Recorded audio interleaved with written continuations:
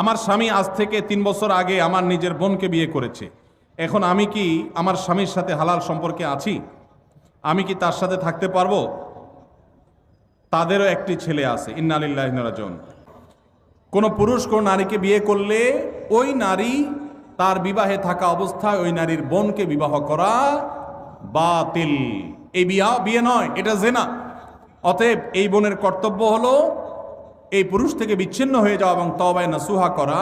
ভয়ঙ্কর জিনায় তারা লিপ্ত হয়েছেন, কারণ এক বোন থাকা অবস্থায় আরেক বোন এর সাথে বিয়ে হতে পারে না। এত জাহালত, এত মূর্খতা এখনো সমাজে আছে, ভাবতে কষ্ট লাগে।